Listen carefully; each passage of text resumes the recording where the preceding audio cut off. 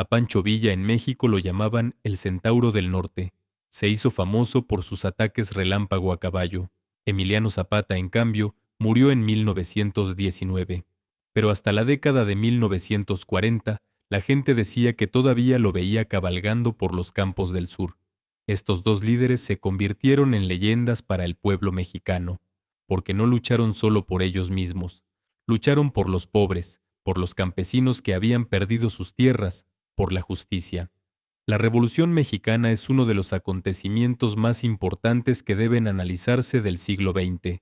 Comenzó en 1910 y se prolongó aproximadamente hasta 1920. Hubo espías, enfrentamientos sangrientos y traiciones que parecían no tener fin. Además, fue una de las primeras guerras ampliamente documentadas por cámaras. Millones de personas en el mundo pudieron seguir los acontecimientos de una manera nunca antes vista. Pancho estaba en el norte, Emiliano en el sur. Ambos tenían el mismo objetivo: arrebatarle el país a un dictador. Su lucha sentó las bases de la cultura y la identidad del México moderno. Pero, ¿cómo empezó todo? En realidad, México llevaba mucho tiempo esperando una chispa para estallar. Porfirio Díaz gobernó el país durante casi 30 años. Desde fuera parecía haber democracia, pero el dictador había reprimido a la verdadera oposición. Si somos justos, Díaz había traído estabilidad al país, impulsó el crecimiento económico. Se construyeron ferrocarriles, la industria avanzó. Sin embargo, esos avances no beneficiaron a todos por igual. Mientras los inversionistas extranjeros se enriquecían, los campesinos seguían siendo pobres. En las zonas rurales, la gente trabajaba prácticamente por comida. Se endeudaban con los grandes terratenientes y esas deudas pasaban de generación en generación. La libertad era casi imposible.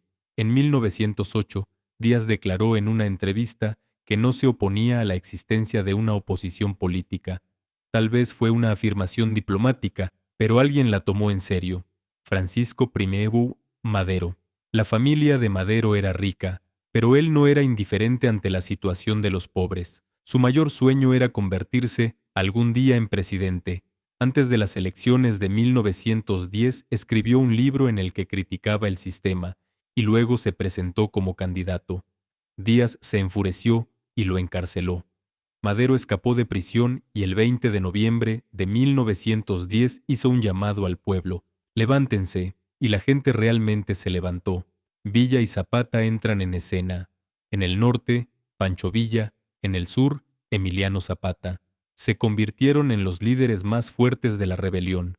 Villa era carismático, valiente y, en ocasiones, implacable. Pero intentaba ayudar a los pobres. Cuando fue gobernador de Chihuahua, confiscó tierras de los ricos y las redistribuyó entre los necesitados. Zapata, en cambio, era más ideológico. Para él la cuestión era sencilla: la tierra es para quien la trabaja. No se preocupaba demasiado por la política, quería libertad para los campesinos. Díaz finalmente renunció, pero los problemas no terminaron. Madero asumió la presidencia, aunque las reformas avanzaban lentamente. Zapata perdió la paciencia. El país volvió a entrar en conflicto. Madero fue asesinado. Victoriano Huerta tomó el poder. La violencia volvió a intensificarse. Villa y Zapata retomaron la lucha. La marcha hacia Ciudad de México. En 1914, los revolucionarios marcharon hacia la capital. Villa y Zapata entraron juntos en Ciudad de México y se fotografiaron en el Palacio Presidencial. Por primera vez, el pueblo humilde sintió que tenía el poder. Pero había un problema. Ni Villa ni Zapata querían asumir el control del gobierno. Ambos preferían concentrarse en sus propias regiones. Esa alianza no duró mucho. El país volvió a dividirse. El hambre, las enfermedades y la guerra agotaron al pueblo. En 1917 se aprobó una nueva constitución que garantizaba los derechos de los trabajadores. Sin embargo, Zapata fue asesinado en 1919. Villa poco después se retiró de la escena. En 1920, la revolución llegó oficialmente a su fin. Conclusión: México no volvió a vivir una destrucción tan grande, pero las bases de su identidad moderna se establecieron en aquellos años.